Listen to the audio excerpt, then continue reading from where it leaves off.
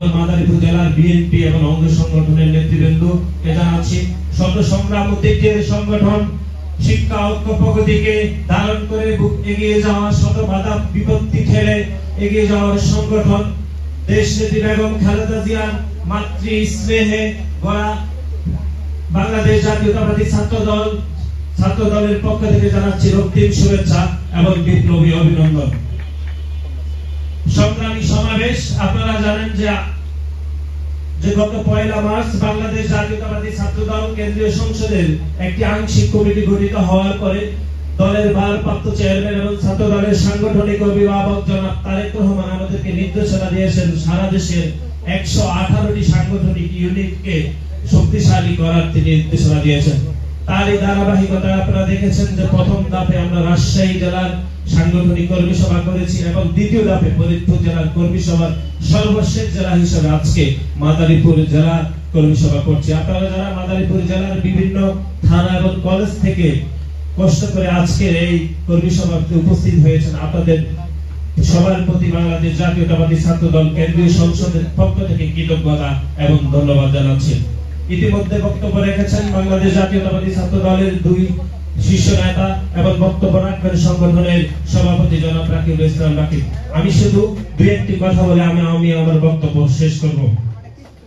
আপনারা সবাই জানেন যে দীর্ঘ 6 বছরের বেশি সময় ধরে এই দেশের গণমানুষের আপসহীন নেত্রী, যিনি এই দেশের গণতান্ত্রিক ব্যবস্থায় কোনোদিন কোন নির্বাচনে পরাজিত হননি, এই দেশের মানুষ যাকে ভালোবেসে আপসহীন নেত্রী বলে উপাধি দিয়েছেন, সে দেশনেত্রী বেগম খালেদা জিয়া দীর্ঘ 6 বছরের বেশি সময় ধরে মিথ্যা এবং পরমাইশিরায় এই খুনি শেখ হাসিনা সরকারের রোষানলে তলে জেলে বন্দী রয়েছেন।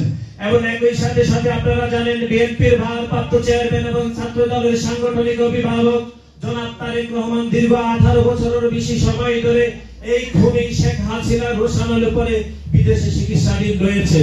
আমরা আন্দোলন সংগ্রাম করছি, আন্দোলন সংগ্রাম আমাদেরকে আরো করতে হবে এই খুনি শেখ হাসিনা সরকারকে ক্ষমতা থেকে নামাতে হলে।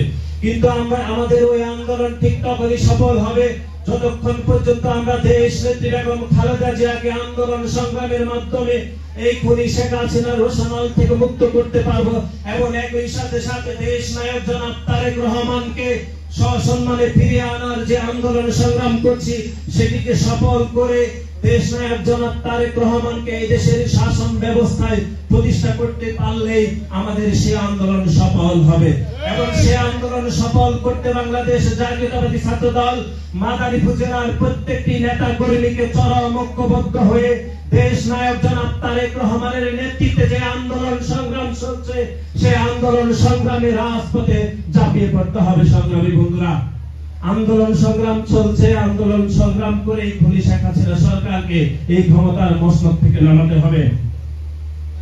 আপনারা জানেন যে মাদারীপুর জেলা একটি ঐতিহাসিক এবং ভৌগোলিকভাবে একটি গুরুত্বপূর্ণ জেলা, কিন্তু আওয়ামী লীগ সব সময় মনে করে যে মাদারীপুর জেলা তাদের একটি সাংগঠনিক কর্মতৎপরতার জেলা।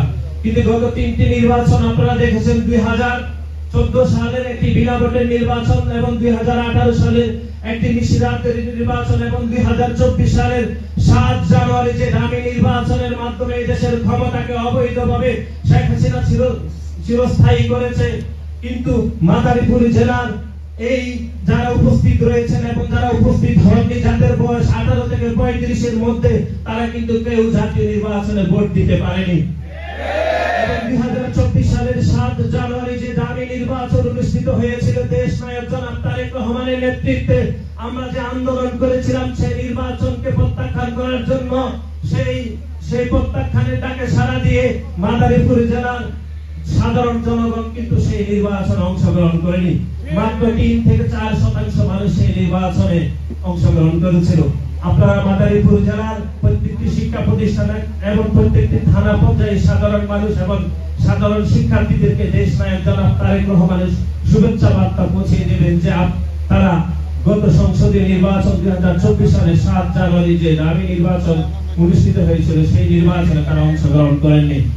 সংগ্রামী বন্ধুরা, আমরা যে আমি খুব সংক্ষেপে শেষ করব, আমরা যে গণতান্ত্রিক আন্দোলন করছি সেই আন্দোলনে আপনারা জানেন যে বিএনপির ভ্যানগার্ড হয়ে বাংলাদেশ জাতীয়তাবাদী ছাত্র দলের প্রত্যেকটি নেতা কর্মী গত 5 যুগের বেশি সময় ধরে আন্দোলন সংগ্রাম করছে। আন্দোলন সংগ্রাম করতে গিয়ে বাংলাদেশ জাতীয়তাবাদী ছাত্র দলের হাজার হাজার নেতা কর্মী গুম, খুন এবং নির্যাতনের শিকার হচ্ছে।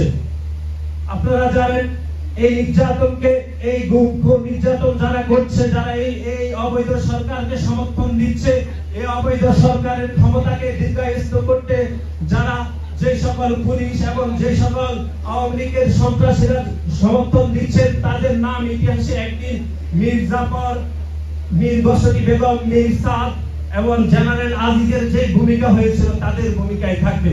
কিন্তু যারা গণতান্ত্রিক আন্দোলন করতে গিয়ে গুম, খুন হচ্ছেন, নির্যাতনের শিকার হচ্ছেন, জেলে যাচ্ছেন এবং জেল থেকে বের হয়ে আবার আন্দোলন সংগ্রাম করছেন, আবার দেশ নায়ক জনাব তারেক রহমানের নেতৃত্বে আন্দোলন সংগ্রামে পুনরায় আবদ্ধ হচ্ছে ইতিহাসে, তাদের নাম একদিন নবাব সিরাজউদ্দৌলা, মাওলানা ভাসানী এবং তিতুমিরের কাতারে থাকবে ইনশাআল্লাহ। সুতরাং হতাশ হওয়ার কোনো কারণ নেই। পৃথিবীর কোন স্বৈরাচার সরকার দীর্ঘদিন ক্ষমতা থাকতে পারেনি।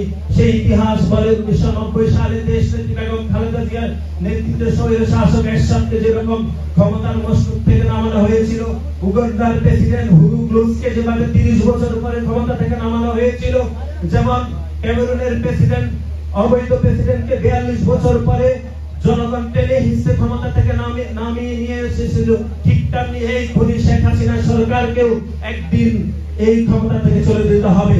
এবং যে বাংলাদেশ দেশ নায়ক জনাব তারেক রহমান যে বাংলাদেশের স্বপ্ন দেখছেন, যে গণতান্ত্রিক বাংলাদেশ, যে মূল্যবোধের বাংলাদেশ এবং যে বাংলাদেশের মালিকানা এদেশের মানুষের হাতে থাকবে, যে বাংলাদেশের সার্বভৌমত্ব রক্ষার জন্য এদেশের মানুষ জীবন দিয়েছিল, সেই স্বপ্নের বাংলাদেশ বিনির্মাণে বাংলাদেশ জাতীয়তাবাদী ছাত্র দল মাদারীপুর জেলার প্রত্যেকটি নেতা কর্মী চরম ঐক্যবদ্ধ হবে বলে আমরা প্রত্যাশা করে আমি আমার সংক্ষিপ্ত বক্তব্য এখানে শেষ করছি।